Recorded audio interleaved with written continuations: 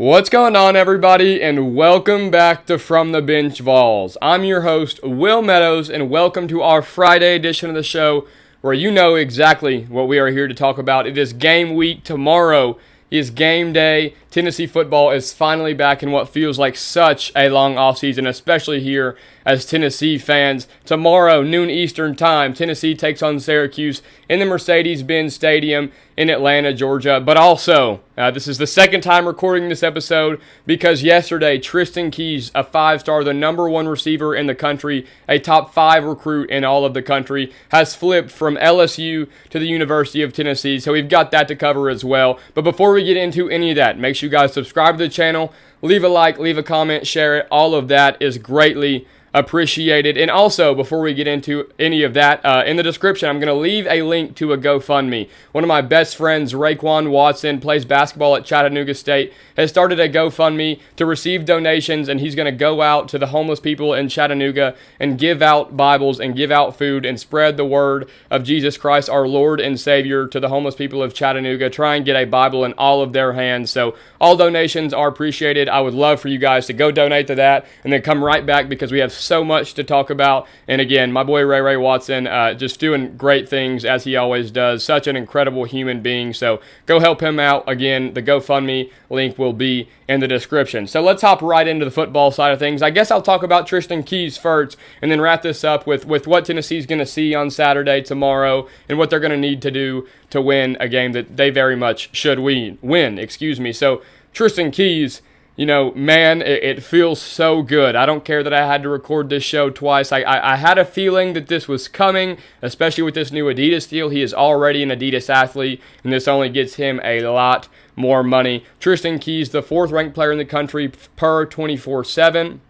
Just an absolute dog, the 4th-ranked player in the country, number 1 receiver, and him and Faizon Brandon, man, they are going to be a problem. He made it known, all of his recruitment, that he wanted to play and get recruited in with a very good quarterback. LSU just didn't hit on one, and he's been committed to the Tigers for quite some time. Came on his visit a couple months ago and absolutely loved it. Loves the program, loves Josh Heupel, loves what they have with Faizon Brandon, and what's not to like. Again, the number 1 player in the country, the number 1 quarterback in the country, Faizon Brandon is an absolute stud. And pairing him and Tristen Keys together, I mean, it's like a match made in heaven. I would have loved to see Savion Hyder, the number 1 running back in the country, join that. But this moves Josh Heupel's class and Tennessee's class up to a top 10 class. Could be the first one in Josh Heupel's tenure here at Tennessee. They are now 8th in the country with the commitment of Tristen Keys, and you could see this get bolstered up even more here soon. We've got Hezekiah Harris, a top 100 player in the country, an edge who is committed to Auburn right now, but you know how college football is these days. Again, a guy who's been committed to Auburn and post an edit that says the final decision, and I think it's us, Florida, and Auburn. And I feel like that automatically rules out Auburn because why would he commit again if he's just going to go to the same school? Tennessee is one to watch, again, because they're in the top 3 already. Heard great things, loved his visits there at the same time when Tristen Keys was coming, so another guy that could really just take this class to the next level. Josh Heupel and staff has absolutely knocked this recruiting class out of the park.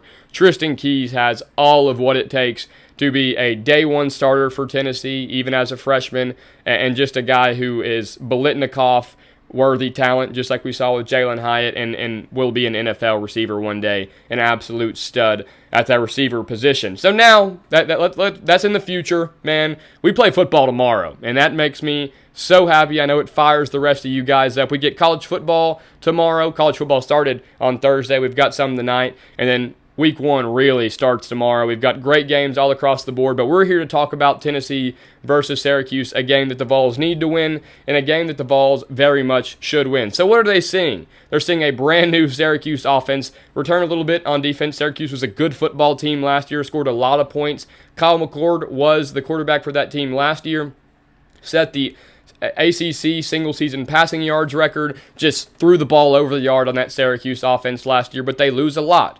They lose their quarterback, they lose their running back, they lose their best receiver, they lose their really good tight end. All those guys went and got drafted outside of their best receiver, who was arguably the best one of them all, wanted $1 to $2 million this year in the spring, left during spring practice, and ultimately ends up at Penn State, where, again, he will be a heck of a receiver for the Nittany Lions. Just Fran Brown wasn't willing to pay him that much, and you can't blame Fran Brown. He is a very good coach. We'll talk about him a little bit more later on in the show, but a brand new offense under Fran Brown, and for the Syracuse Orange at the quarterback position, they've got Steve Angeli, the Notre Dame transfer, hasn't seen a lot of real action, kind of kept Notre Dame afloat when he got subbed in the Orange Bowl this year when Riley Leonard went down. Didn't play bad at all, didn't knock anybody's doors off and show eye-popping stuff, but he kept Notre Dame afloat, which is exactly what a backup quarterback is supposed to do. Notre Dame has a quarterback controversy this year. It's a three-way battle. Steve Angeli ultimately knows he's not going to get the job, which they just announced their starting quarterback in C.J. Carr. Steve Angeli ends up leaving. I think, no one has the for sure answer. I think that Steve Angeli was definitely a guy that Tennessee was looking at when they were looking for a quarterback. He obviously ends up going to Syracuse. We get Joey Aguilar. I think Steve Angeli is a fine quarterback, can do it with his legs. I don't think he's going to go out here and light up Tennessee in any way, shape, or form, but he's a fine quarterback. I think he's going to have a solid year for Syracuse, who Syracuse has the hardest schedule in the SEC, or in the ACC, excuse me. Got a horrible draw for the ACC, and then obviously has to face Tennessee, a top 25 team in the country in SEC school week 1. So I don't know that he's going to put up eye-popping numbers like a Kyle McCord did last year, but I think Steve Angeli is a fine quarterback. And at that receiver position, who'd they get to replace Trevor Pena, especially since he left so late in the spring transfer portal? They got Jonte Cook, and if you recognize that name, it might not be for the right reason, but he's a heck of an athlete. Jonte Cook, a former 5-star out of high school, a very highly touted recruit, starts at Texas, gets kicked off the team at Texas, goes to Washington, was at Washington for no more than 2 weeks and gets dismissed from the team, ends up at Syracuse where it seems like he's found a home. Again, I don't know Jonte Cook. I don't know what he's done.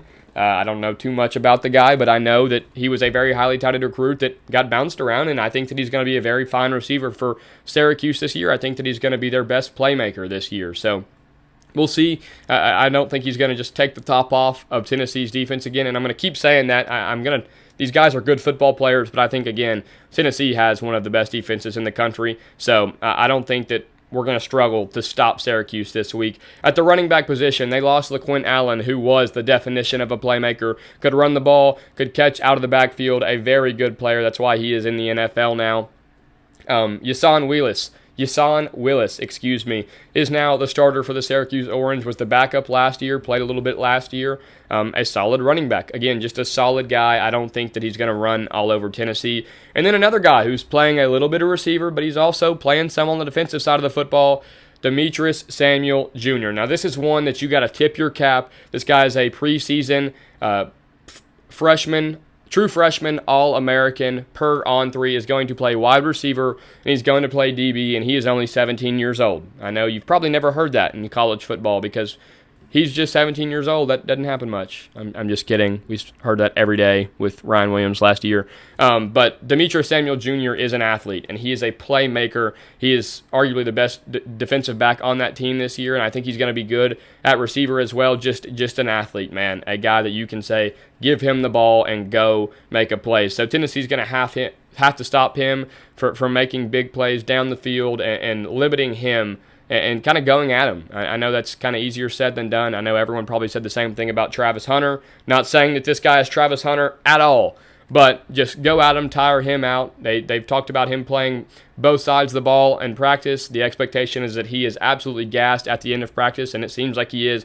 Again, a guy that you tip your cap to, seems like quite the athlete, and a guy who is going to be, who knows with how college football is, but could really benefit Syracuse could really benefit from having this guy over the next course of the few years. And then some other guys, again, they didn't return much, especially on the offensive side of the football, but they returned some guys in the secondary. Deuce Chestnut up at the safety position, and another guy in the secondary, as well as Devin Grant, both returners, both guys with a lot of experience in this Syracuse system, guys with a lot of experience in the ACC. Again, Syracuse was a very good football team last year, but it was mainly because of their offense. I don't think that there's a lot of eye-popping defenses in the ACC, maybe outside of Clemson, which they are a very good defense. 3 of the best defenders in the country all play for LSU.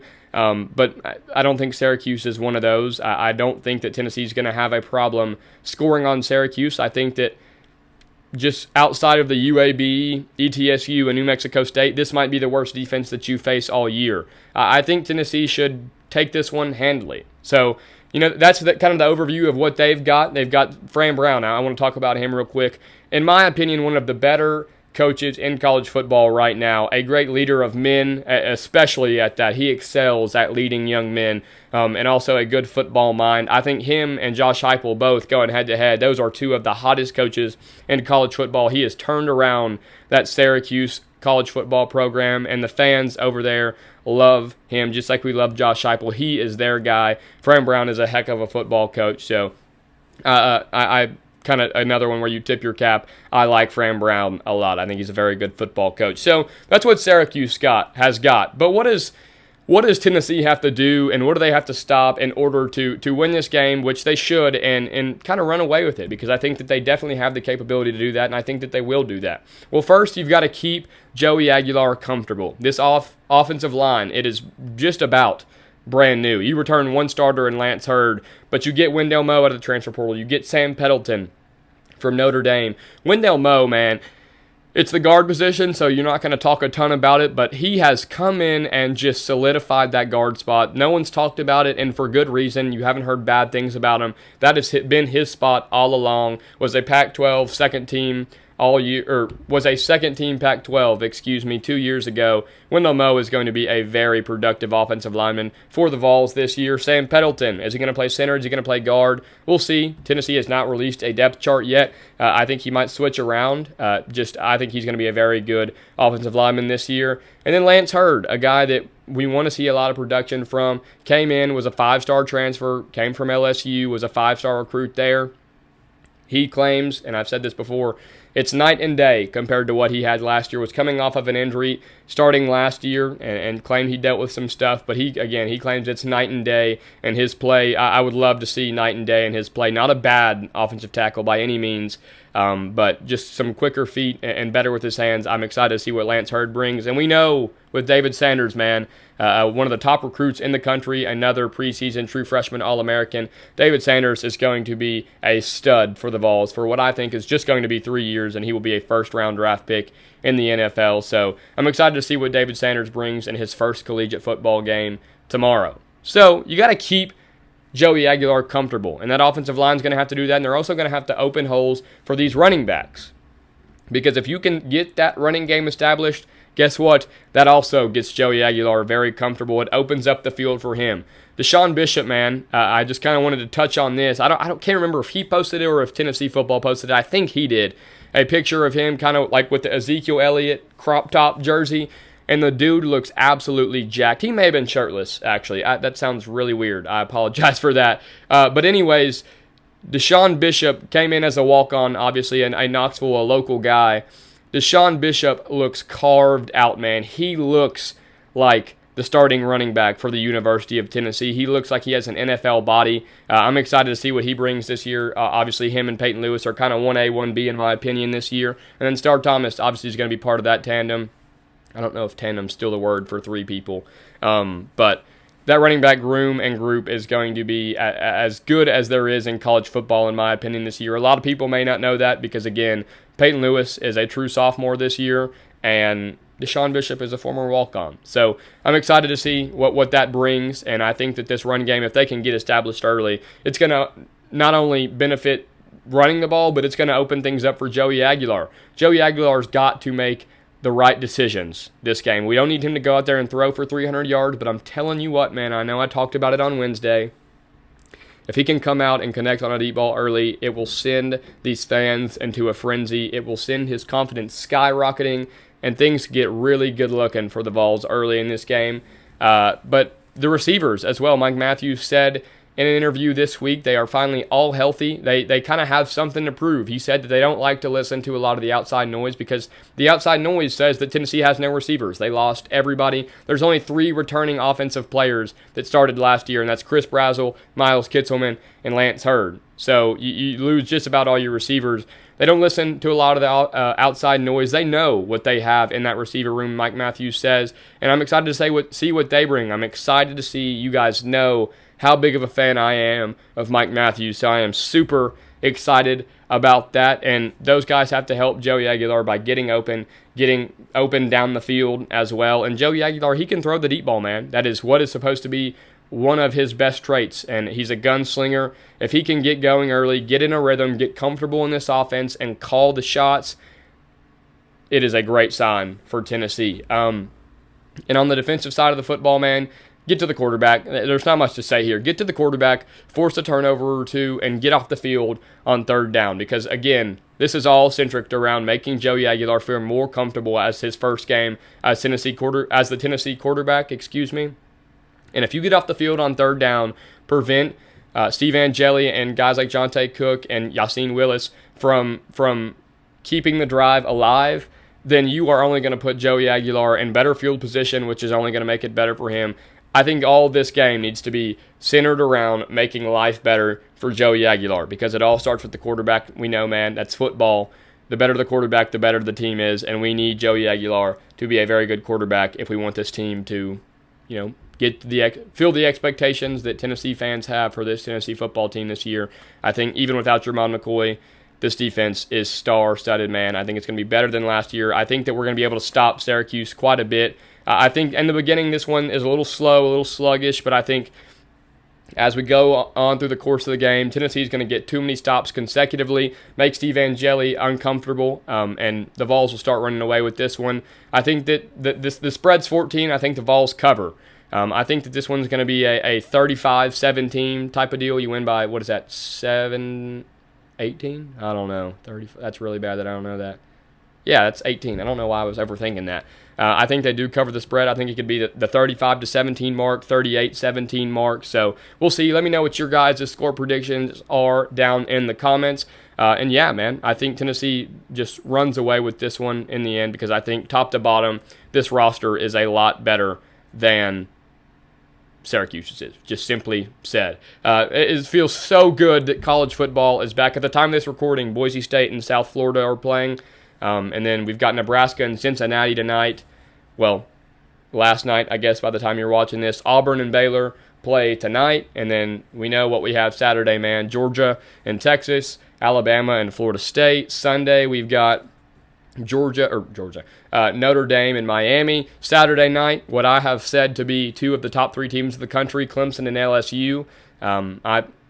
There's a lot of good football, man. I'm going to the game on Saturday, so if any of you guys see me, feel free to say hi. I hope everybody going to the game has safe travels. And once again, make sure you guys check out the link in the description to the GoFundMe. Help donate to Raekwon Watson. He, like I said, trying to get food and Bibles in all the homeless people's hands in Chattanooga, just doing great stuff. So make sure you guys go help out with that. I hope everybody has a great weekend, and once again, safe travels if you are headed to Atlanta. I hope everybody has a great weekend. Thank you so much for joining me on this Friday edition of From the Bench Vols, and go Vols.